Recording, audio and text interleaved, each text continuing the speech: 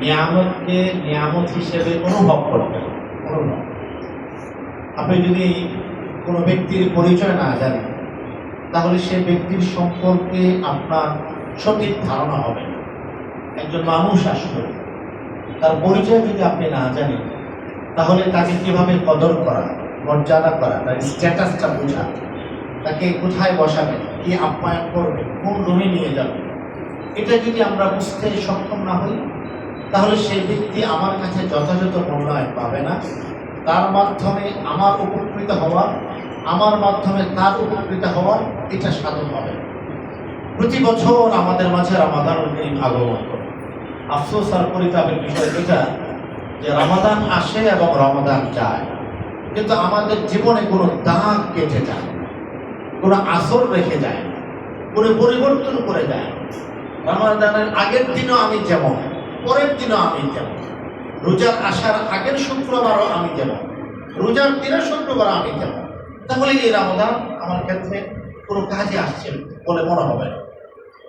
রাসূল করিম সাল্লাল্লাহু আলাইহি ওয়াসাল্লাম রমাদান আগমনের পর দুটো সিগন্যাল দিয়েছে।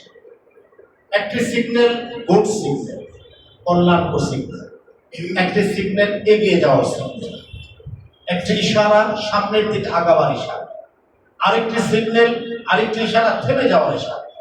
রাসূল বলছেন রমজান আসার পরে, হে উম্মাহ, অ্যাটেনশন প্লিজ, লক্ষ্য করো, ইয়া বাগিল খাইরি আকবিল, হে কল্যাণকামী এগিয়ে আসো, হে তওবাকারী এগিয়ে আসো, হে সিয়াম সাধনার মাধ্যমে জীবনকে পরিবর্তন করে এগিয়ে আসো। সময় এখন তোমার। 11 মাস পর্যন্ত মসজিদে তুমি আসতে পারবে, রমজানের দরজা তোমার জন্য উন্মুক্ত। 11 মাস পর্যন্ত তাহাজ্জুদের নামাজে তুমি তোমার কপাল স্পর্শ করাতে পারোনি, রমজান এসেছে, জায়নামাজ তোমার জন্য উন্মুক্ত।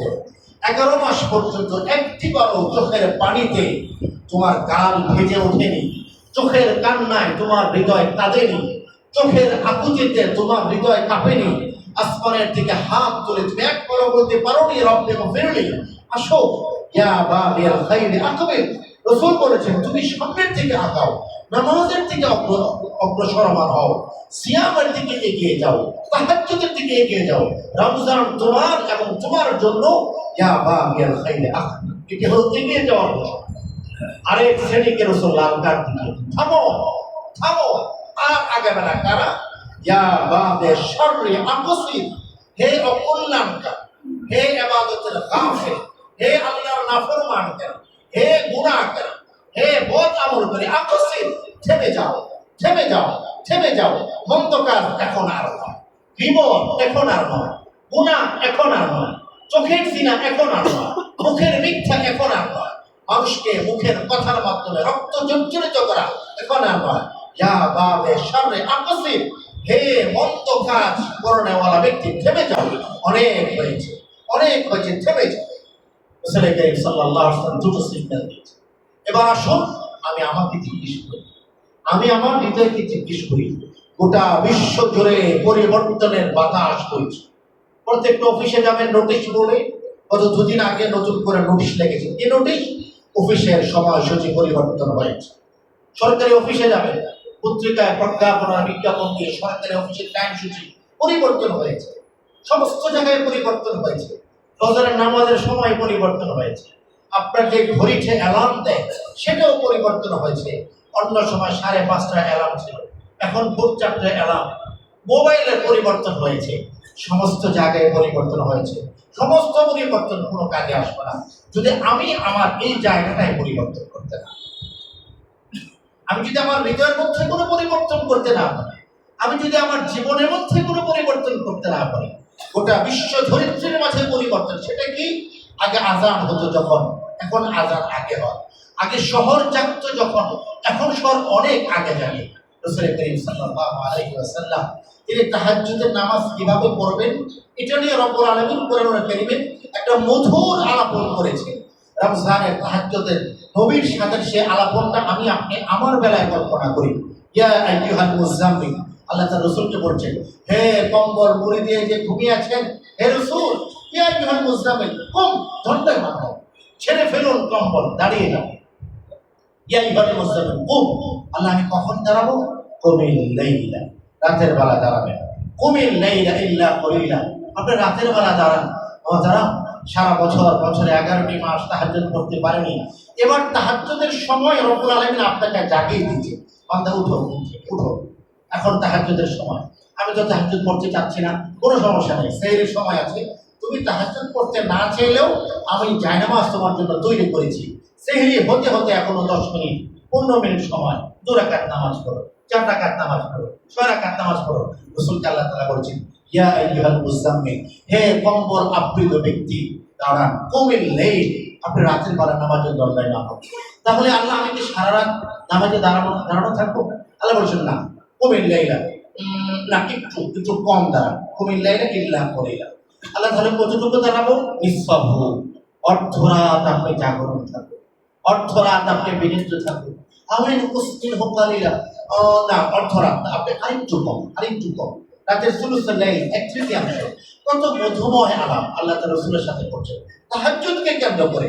ফাতাহাজ্জাদ বিহি নাফিলাতান লাকা আসা আন ইয়াবআসাকা রাব্বুকা মাকামান মাহমুদা। হে রাসূল, আজকে থেকে তাহাজ্জুদকে আপনার জন্য এতদিন ফরজ ছিল, এখন আমি নফল করে দিলাম। আসা আন ইয়াবআসাকা রাব্বুকা মাকামান মাহমুদা, কাল কিয়ামতের ময়দানে সবাইকে নিচের দিকে তাকিয়ে থাকবে, সবাইকে ইয়া নাফসি বলবে, আর আপনি যে আমার আরশের দিকে মুখাপেক্ষী হবেন, আরশের দিকে মুতাওয়াজ্জি হবেন, আর আমার কাছে চাবেন আপনি দায়িত্বহীন কণ্ঠে। এই যে মাকামে মাহমুদ, সুপারিশ করার মহা সম্মানিত মর্যাদা আমি আপনাকে দান করব। আপনি তাহাজ্জুদটা এখন থেকে নফল হিসেবে কন্টিনিউ করুন।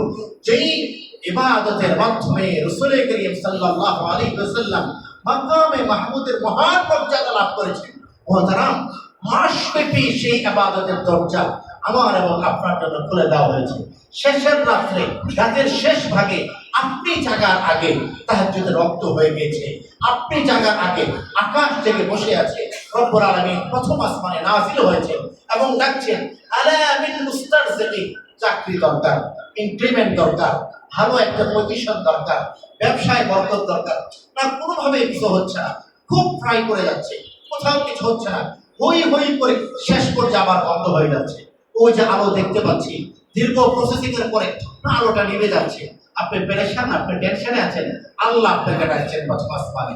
আল্লাহ বলছেন, আলা মিন মুস্তারজিকিন, কে আছো আমার কাছে রিজিক চাও, ফারজুকাহু, তুমি আসো তাহাজ্জুদের সালাতে দাঁড়াও, নামাজের পরে আমার কাছে হাত তোলো, তোমার চাইতে দিল হবে বান্দা, আমি আসমান থেকে তোমার জন্য অফুরন্ত রিজিক লিখে দেওয়ার জন্য বসে আছি। সুবহানাল্লাহ।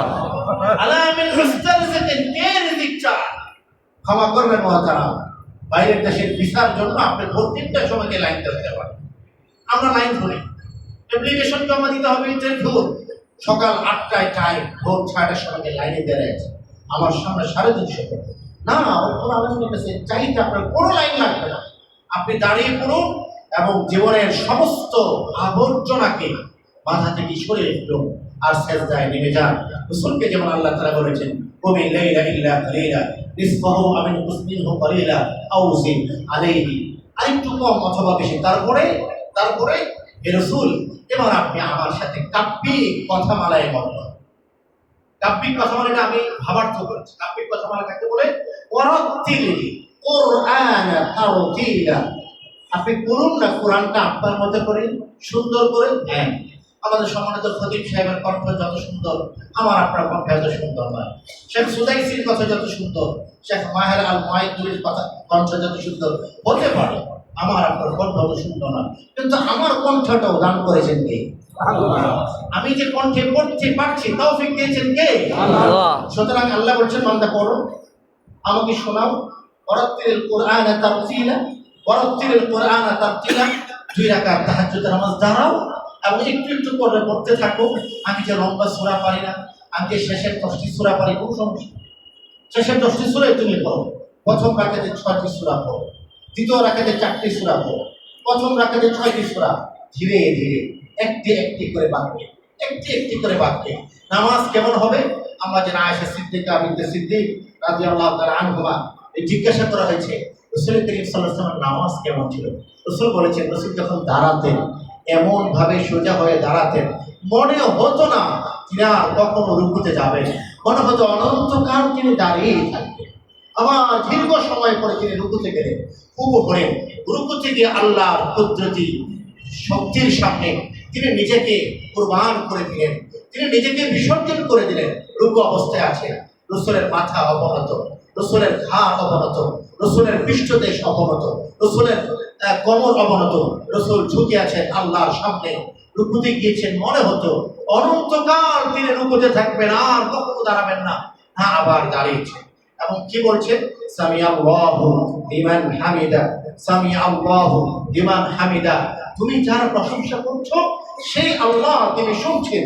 তুমি যার প্রশংসা করছো, সামিয়া আল্লাহু লিমান হামিদা, যেই আল্লাহ তুমি প্রশংসা করছো তিনি শুনছেন। তাই তিনি শুনছেন, হ্যাঁ তিনি শুনছেন। রব্বানা ওয়া লাকাল হামদ। আল্লাহ আপনি যদি শুনেন, আপনি সাক্ষ্য থাকেন, আমি প্রশংসা করছি।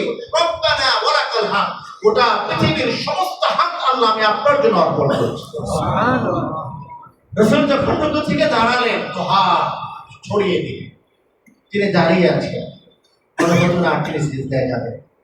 তিনি দাঁড়িয়ে আছেন নিচের দিকে তাকিয়ে, সিজদার দিকে তাকিয়ে তিনি দাঁড়িয়ে আছেন। একটু কল্পনা করি যে রাসূল দাঁড়িয়ে আছেন, চারিদিকে দক্ষিণা বাতাসের নীরবতা, নির্জন মধ্যরাতের বাতাসে মসজিদে নববী আর রিয়াজুল জান্নাত ছাদের খেজুর পাতাগুলি তুলছে, রাসূল দাঁড়িয়ে আছেন।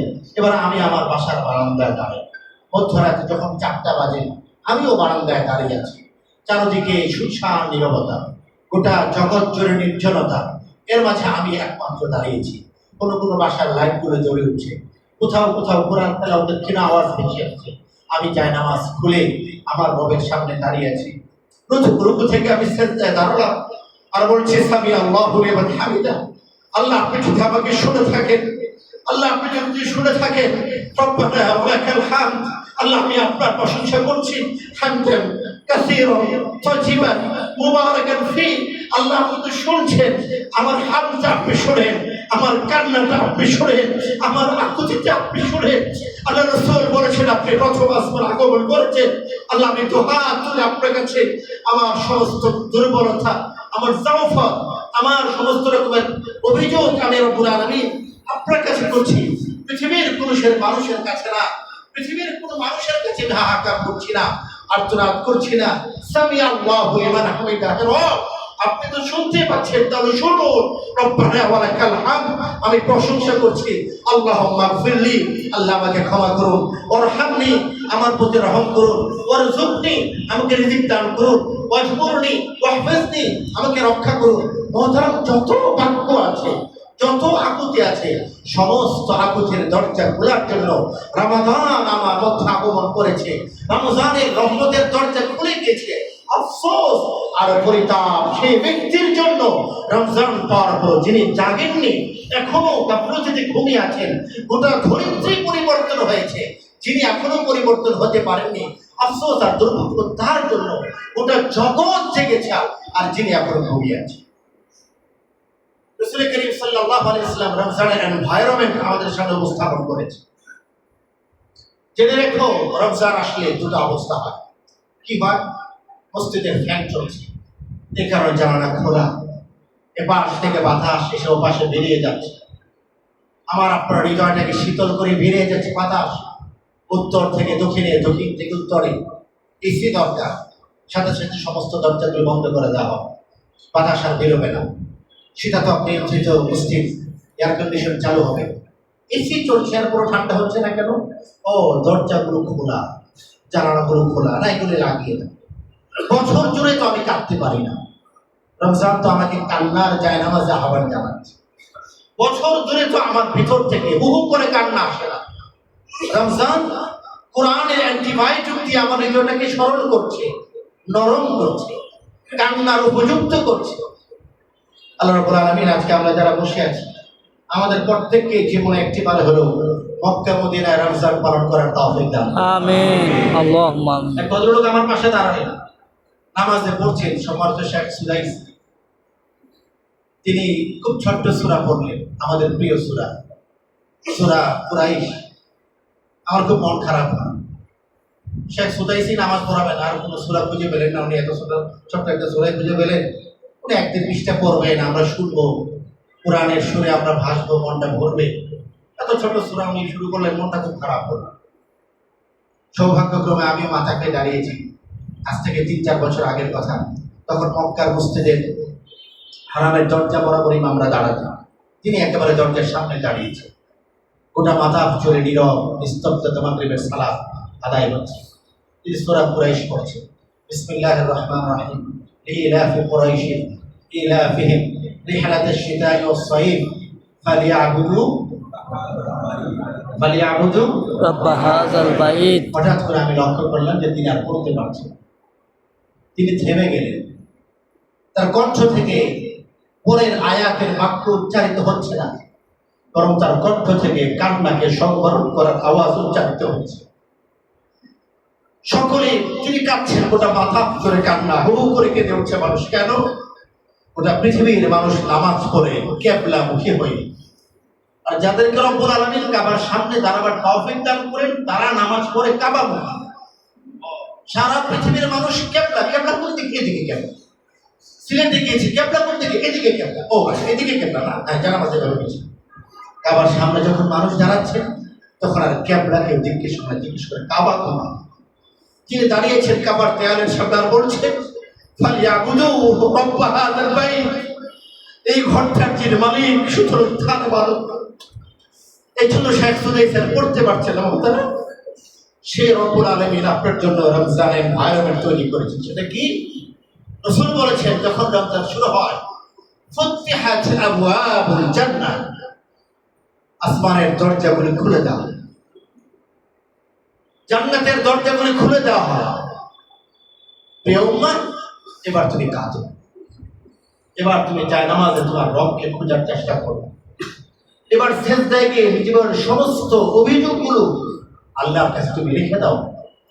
মানুষ কষ্ট দিয়েছে, মানুষের কাছে কোনো প্রতিশোধ নেই, বলার কিছু নেই, রেখে দাও। সমস্ত হাজার, সমস্ত পেরেশানি ইলাল্লাহ, আল্লাহর জন্য। কোনো মানুষ আঘাত দিয়েছে, রেখে দাও, ঠিক আছে, আমি মোনাজাতে বলব। কোনো মানুষ মর্যাদা দেয়নি, কথা খঞ্জরে হৃদয়কে রক্তাক্ত করেছে, সিজদায় সমাধানের পথ বেছে নেই, আমি আল্লাহকে বলব। অনেকবার চাচ্ছি কাজটা হয়ে যাক, হচ্ছে না, আমি আল্লাহকে বলব। ব্যবসায় দরজা খুলে যাওয়ার কথা, আমি পেয়ে যাবো, সব ঠিকঠাক, 11 আওয়ারে উল্টে গেল, সব হলো না, ঠিক আছে, আমি আল্লাহকে বলব। সন্তান উপযুক্ত হয়েছে, মেয়ে বিয়ের উপযুক্ত হচ্ছে না, এসে এসে ছুটে যাচ্ছে, প্রত্যাশিত জায়গাগুলো থেকে আসছে না, রেখে দিন। এই বিষয়টা জায়নামাজে বলুন। সন্তানের চাকরি হচ্ছে না, জায়নামাজে বলুন। সমস্ত কথা জায়নামাজে বলুন। আল্লাহ রাসূল বলেছেন, যখন রমজান শুরু হয়, ফুতিহাত আবওয়াবুল জান্নাহ, জান্নাতের দরজা খুলে যাওয়া। এই যে মন আমাদের এত দ্রবীভূত, এই যে মনটা একটু সিক্ত হলো, কাবার কথা শুনলে চোখটা ভিজে আসে, কারণ কি? শয়তানকে ভেজে রাখা হয়েছে। অকুল্লিকাত আবওয়াবুন নার, জাহান্নামের দরজাগুলিকে বন্ধ রাখা হয়েছে। মুহতারাম, জান্নাতের দরজা খুলেছে, জাহান্নামের দরজা বন্ধ হয়েছে। হৃদয়ের দরজা খুলুন এবং বন্ধ করুন। হৃদয়ের ইবাদতের দরজাকে খুলুন, হৃদয়ে গুনাহের দরজাকে বন্ধ করুন। যদি আমি আমার হৃদয়ের দরজাকে খুলতে না পারি, আমি আবু বকর হতে পারবো না। যদি আমার হৃদয়ের দরজা বন্ধ থাকে, আবুল আহাবের দুর্ভাগ্য আমার জীবনে আসবে। কেন? আবুল আহাবের সামনে রাসূল ছিল, সিরাত ছিল, আল আমিন ছিলেন, মুহাম্মদ ইবনে আব্দুল্লাহ ছিলেন, মুহাম্মদের রাসূলুল্লাহ ছিলেন। আবুল আহাবের দরজা বন্ধ ছিল, তাই সে আবু বকর সিদ্দিক তার দরজা শুরুর দিন থেকে খোলা ছিল। লোকেরা গিয়ে বলেছে, আবু বকর জানো তোমার রাসূল আজকে কি ডেলিভারি দিয়েছে? কি দিয়েছে? আর বলো না, এখন আর তার ভক্ত থাকবে না। উনি বলেছেন, উনি নাকি এক রাতের মধ্যে এখান থেকে বাইতুল মুকাদ্দাসে গিয়েছেন, প্রথম আসমান গিয়েছেন, 7 আসমান গিয়েছেন, আরশে মুআল্লায় গিয়েছেন, সিদরাতুল মুনতাহা। এগুলো মানুষ করে? এগুলো কথা? আবু বকর সিদ্দিক রাদিয়াল্লাহু তাআলা আনহু কাজ করছিলেন, কাজ থামিয়ে দিলেন। আচ্ছা, রাসূল কি এভাবে বলেছেন? এই কথা রাসূল বলেছেন? হ্যাঁ, তাই তো বললো, শুনে এলাম। এটা বলেছেন? হ্যাঁ বলেছেন। তুমি সাক্ষী থাকো, আমি সাক্ষ্য দিচ্ছি, আমার রাসূলুল্লাহ হাক্কুন, নবিয়ুনা হাক্কুন, কালামুহু হাক্কুন। আমার রাসূল যদি বলে থাকেন, আমার রসুল সত্য বলেছেন, আমার রসুলের প্রতিটা কথা সত্য, প্রতিটা বাক্য সত্য। আমি সাক্ষ্য দিলাম আমার রসুলের কথা মিথ্যা হতে পারে। এজন্য আল ফারুক আছেন, এজন্য আল গানি আছেন, এইজন্য আসাদুল্লাহ আল গালিব আছেন। তারা একজন, অন্যজন সিদ্দিক একজন, তিনি আবু বকর সিদ্দিক। কেন? তিনি বলেছেন, রসুল যেহেতু বলেছেন তাহলে সত্য। মোহতারাম, হৃদয়ের দরজা যদি খোলেন, আবু বকরের সৌভাগ্য আপনার জন্য। হৃদয়ের দরজা বন্ধ না, আবু লাহাবের দুর্ভাগ্য সমাজের জন্য। জান্নাতের দরজা খোলার পর মসজিদ যাদেরকে ডাকে না, মসজিদ যাদেরকে টানে না, জায়নামাজ যাদেরকে টানে না, তওবা যাদেরকে টানে, এই জন্য আকাশের দরজা খুলে গিয়েছে মহতারাম, জান্নাতের দরজা খুলে গিয়েছে। এবার দরজাটা জানালা বন্ধ করুন, যে জানালায় গুনাহ আসে। মিথ্যার জানালা বন্ধ করুন, গীবতের জানালা বন্ধ করুন। তিনজন একত্রিত হলেই আলোচনা হয়। আর জানেন ও কি বলছে, ভাই প্লিজ, ভাই প্লিজ, রোজার দিন চলছে না, এটা তো নৈতিক আলোচনা। ভাই নৈতিক আলোচনা রোজার পরে রাখেন। আপনি নিজে গীবত করতেছেন, আমাকে পাপী বানাচ্ছেন রোজার পরে। এটা তো একটা গুরুত্বপূর্ণ অপিনিয়ন, ভাই অপিনিয়ন পরে। রাসূল করিম সাল্লাল্লাহু আলাইহি ওয়াসাল্লাম তার গোটা 23 বছর জীবনে উম্মতকে সবচেয়ে কঠোরতম যদি কোনো বাক্য বলে থাকে, রমজানকে নিয়ে একটি কঠোরতম বাক্য বলেছে। রাসূলের মিম্বারের ধাপ ছিল 3টা। প্রথম সাহাবী হযরত তামিমে দারি রাদিয়াল্লাহু তাআলা রাসূলকে 3 ধাপের মিম্বর বানিয়ে দিয়েছে। রাসূল করিম সাল্লাল্লাহু আলাইহি ওয়াসাল্লাম সেই মিম্বরের প্রথম ধাপে আরোহণ করলেন, বললেন আমিন। সাহাবায়ে বলেন, ইয়া রাসূলুল্লাহ, এমন তো কখনো হয় না। আপনি আমিন বলেন, এমন তো হয় না। আপনি দোয়া করেন, আমরা আমিন বলি। আজকে যে ঘটনা উল্টোটা হলো, নতুন চিত্র, নতুন দৃশ্য। রাসূল করিম সাল্লাল্লাহু আলাইহি ওয়াসাল্লাম বলছেন, শাকাই আব্দুন আদরাকা রমাদান, দুর্ভোগ ওই মানুষের জন্য, কার জন্য? মান আদরাকা রমাদান, যে রমজান পেল। লক্ষ্য করুন মহতারাম, এই বাক্য আমার জন্য এবং আপনার জন্য। মান আদরাকা রমাদান, যারা রমজান পেল, আমরা রমজান পেয়েছি। নাহনু ফি শাহরি রমাদান, আমরা এখন রমজানের মধ্যে। ফানসালাখা মিনহু ওয়া লাম ইউগফার লাহু, ফানসালাখা মিনহু ওয়া লাম ইউগফার লাহু, সে রমজান পেল, ওয়া লাম ইউগফার লাহু, আর ক্ষমা পেল না। রমজান পেল, ক্ষমা পেল না। মান আদরাকা রমাদান, রমজান পেল, ওয়া লাম ইউগফার লাহু, আর সে ক্ষমা পেল না, তাকে ক্ষমা করা হলো না, সে ধ্বংস হলো। জিবরাইল আমিন, তিনি সাইয়্যিদুল মালায়েকা, তিনি বলেছেন এই দোয়া। রাসূল, তিনি সাইয়্যিদুল মুরসালিন, তিনি বলেছেন আমিন।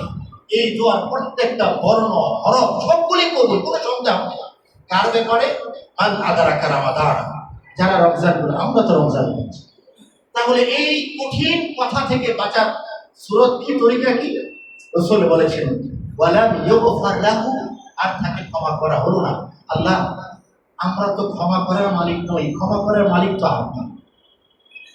ক্ষমা করার মালিক তো আপনি, আমরা কি করে ক্ষমা কনফার্ম করতে পারি? এবার রমাদান সম্পর্কে 3টে হাদিস আপনি দেখুন। 3টে হাদিসের মধ্যে রাসূল করিম সাল্লাল্লাহু আলাইহি ওয়াসাল্লাম শুধু ক্ষমার ঘোষণা দিচ্ছেন।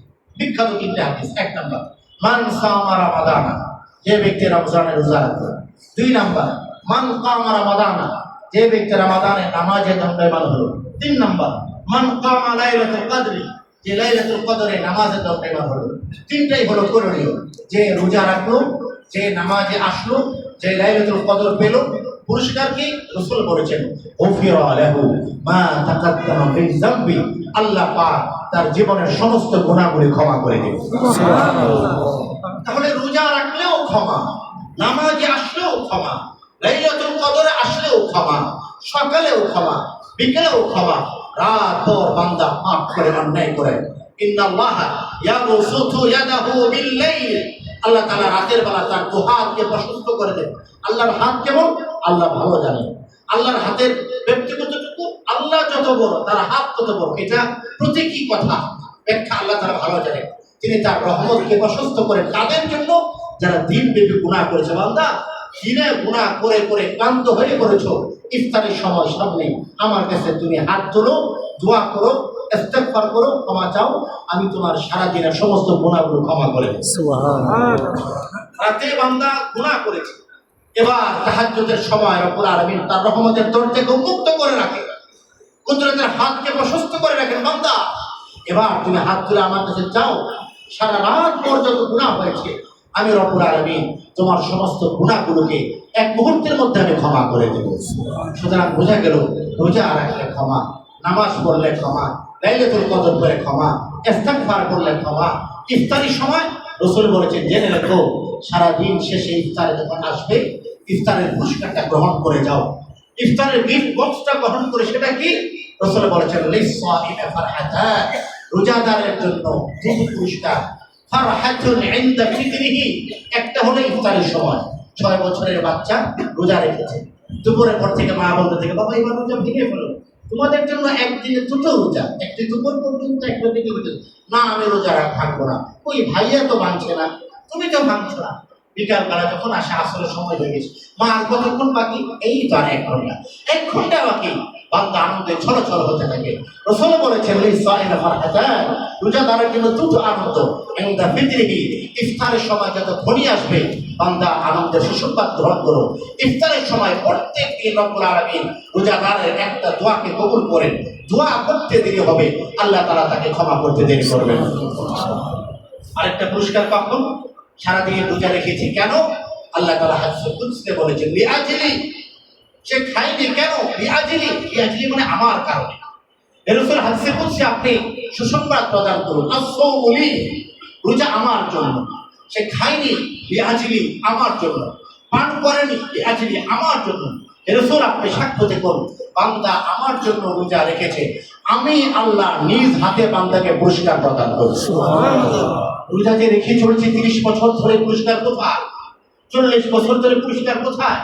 হাদিসে কুদসিতে আল্লাহ রাসূল আমাদেরকে জানিয়েছেন, আল্লাহ বলেছেন আমাদের পুরস্কার হলো ওয়া ইনদা লিকাই রাব্বিহি, রব্বুল আলামিন কাল কিয়ামতের ময়দানে প্রত্যেক রোজাদারকে বলবেন, হে রোজাদার, লিআজলি, আমার জন্য তুমি রোজা রেখেছিলে, আমার জন্য দীর্ঘ সময় পানীয় থেকে, খাদ্য থেকে, পানাহার থেকে, স্ত্রী ঘনিষ্ঠতা থেকে দূরে ছিলে, জেনে রাখো আমি আল্লাহ তাআলা তোমাকে সবচেয়ে বড় পুরস্কার দেব।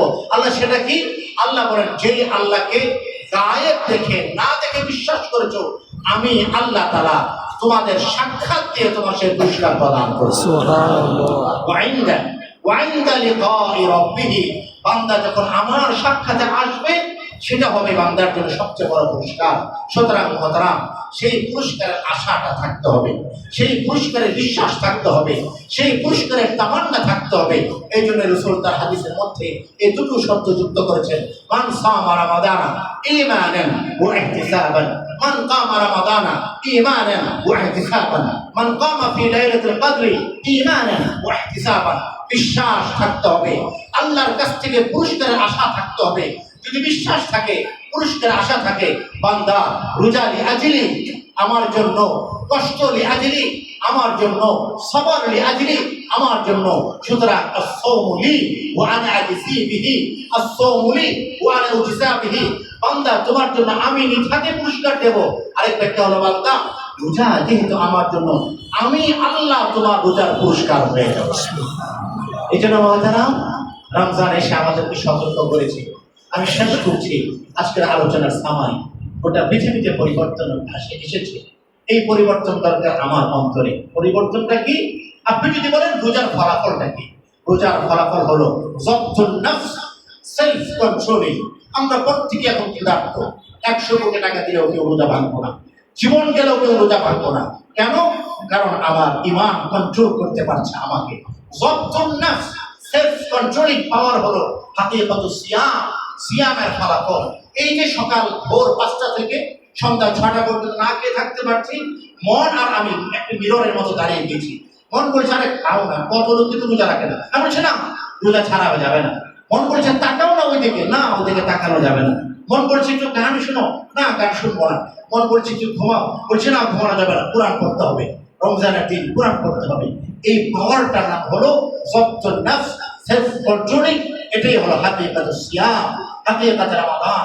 রমাদানের মাধ্যমে আমার অন্তরের মধ্যে একটি ঈমানের প্রহরী জাগ্রত হয়েছে, যে প্রহরী আমাকে 16 ঘন্টা 17 ঘন্টা পর্যন্ত খাদ্য এবং পানীয় থেকে বিরত রাখে, সেই প্রহরীটাকে আপনি বাড়তে দিন, শক্তিশালী হতে দিন। এই প্রহরীর নাম তাকওয়ার প্রহরী। রাসূল বলেছেন, আল্লাহ রাসূল ইশুরিলা সাদরি, তার বুকের দিকে ইশারা করেছেন, ওয়া ইয়াকুল আত-তাকওয়া হাহুনা, আত-তাকওয়া হাহুনা, আত-তাকওয়া হাহুনা। বাইতুল মুকাররমে জায়নামাজ পাবেন, চকবাজারে টুপি পাবেন, তাকওয়া পাবেন না। তাকওয়া কোথায়? আত-তাকওয়া হাহুনা। রাসূল বলেছেন, দেখো এইখানটায় তাকওয়া।